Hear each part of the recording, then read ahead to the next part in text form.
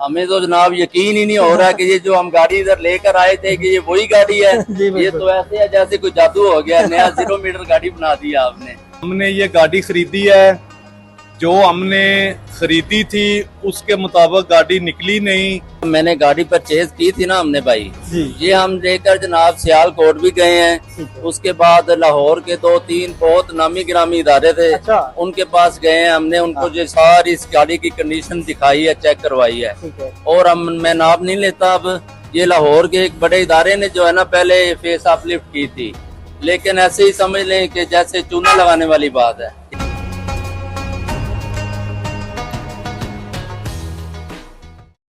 Okay, let's go.